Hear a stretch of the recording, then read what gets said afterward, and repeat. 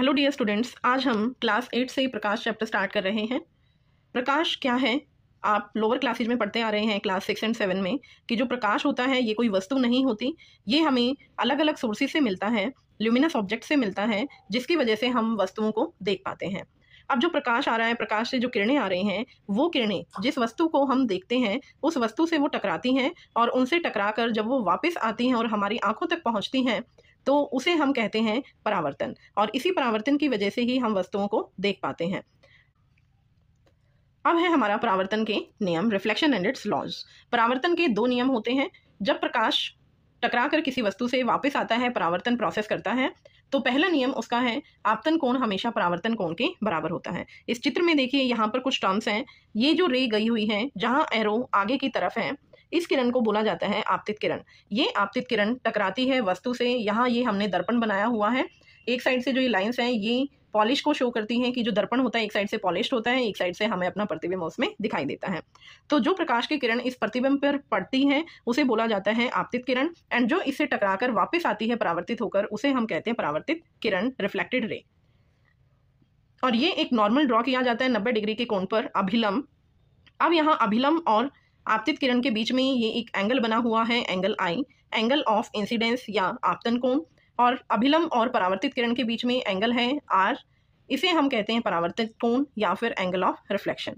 तो ये हमारा फर्स्ट नियम है कि जो आपतन कोण है वो हमेशा परावर्तन कोण के बराबर रहेगा।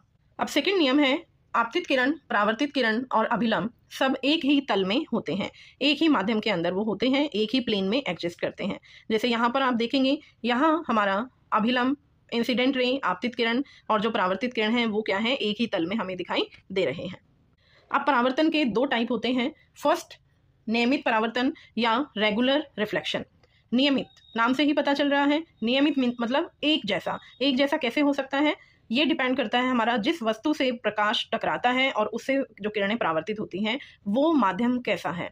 जैसे यहाँ पर आप देखेंगे, ये जो दर्पण हमने लिया है ये बिल्कुल समतल दर्पण है।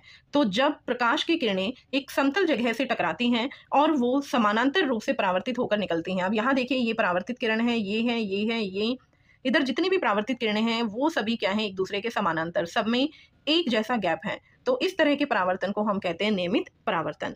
सेकेंड परावर्तन है विसरित परावर्तन या इररेगुलर रिफ्लेक्शन।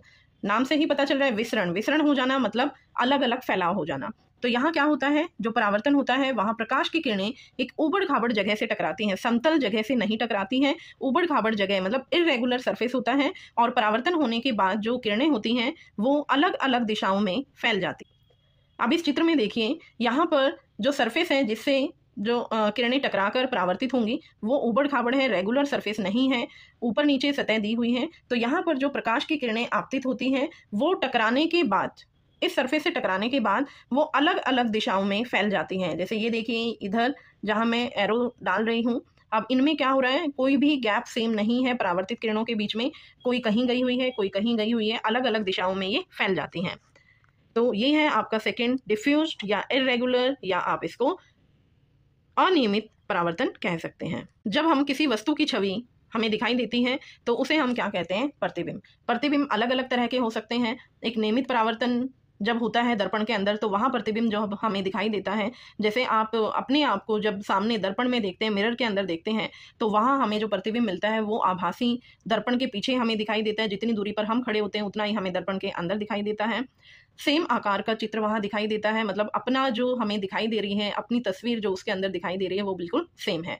और जो दायां हाथ होता है वो हमेशा बाएं हाथ दिखाई देगा और बायां हाथ दायां दिखाई देगा। इस प्रोसेस को हम बोलते हैं लेटरल इन्वर्जन, पार्श्व परावर्तन।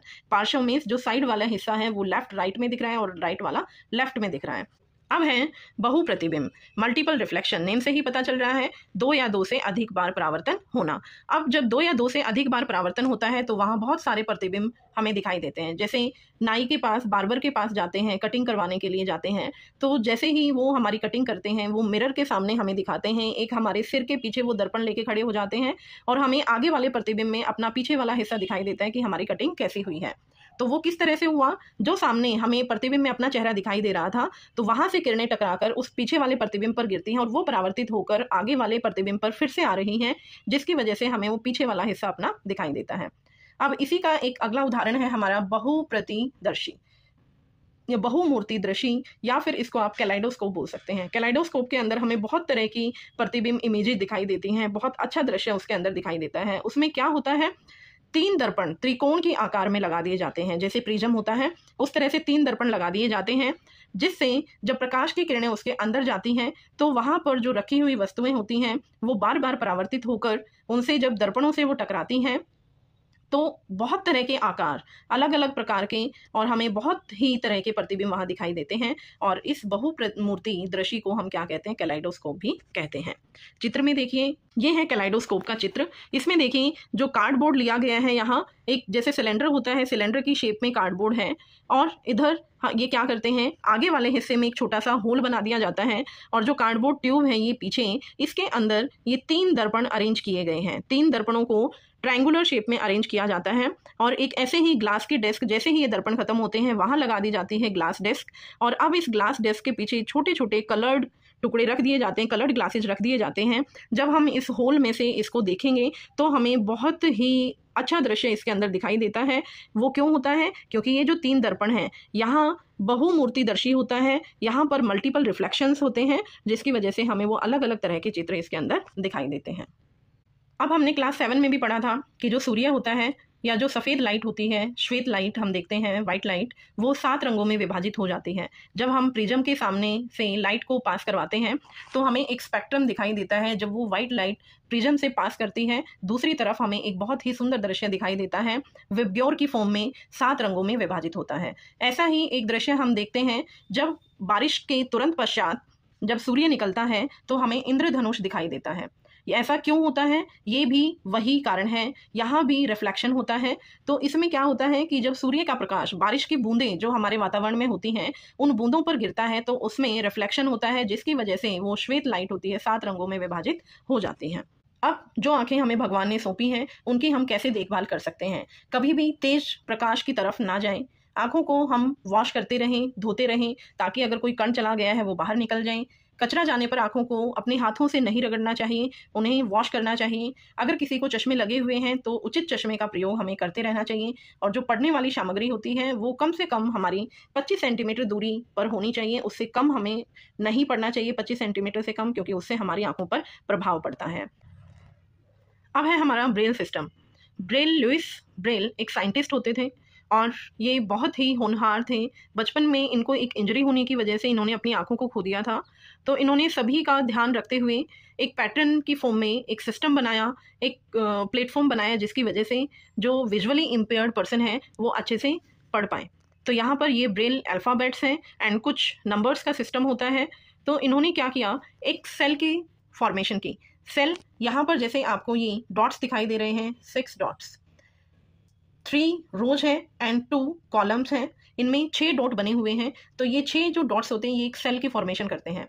अब इन 6 डॉट्स में से अलग अलग पैटर्न से, जैसे ये ए है, ए में 1 डॉट को उभारा गया, 1 डॉट बाहर की तरफ मिला और 5 नीचे की तरफ होते हैं। तो जिससे जो विजुअली इम्पेयर्ड हैं वो इसको टच करके फील कर सकते हैं कि 1 डॉट बाहर की तरफ निकला हुआ है फर्स्ट रो में, तो ए अल्फ़ाबेट होगा। अब फर्स्ट एंड सेकंड रो में फर्स्ट कॉलम के अंदर अगर 2 डॉट्स उभरे हुए हैं तो वो बी अल्फ़ाबेट होगा। अब फर्स्ट रो के अंदर दोनों कॉलम्स में अगर डॉट्स उभरे हुए हैं तो वो 3 या सी अल्फ़ाबेट रहेगा।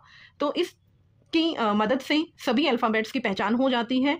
एंड इनको जब पढ़ाना सिखा देते हैं अच्छे से विजुअली इम्पेयर्ड बच्चों को या जो बड़े पर्सन्स होते हैं, ये इसके बाद वो अपनी पढ़ाई को कंटिन्यू कर सकते हैं। बुक्स में भी इसी तरह के डॉट्स होते हैं जिनकी वजह से वो अच्छे से पढ़ पाते हैं। अब नेक्स्ट हम जो आई का स्ट्रक्चर है वो नेक्स्ट वीडियो में आपको डालूंगी, जिसमें कंप्लीट स्ट्रक्चर ऑफ आई रहेगा। एंड उसके बाद हम डिफेक्ट्स ऑफ आइज करेंगे कि जो हमें चश्मे लग जाते हैं वो किस कारण से लगते हैं। अब यहाँ हमारा चैप्टर फिनिश हो रहा है। Thank you, bye bye.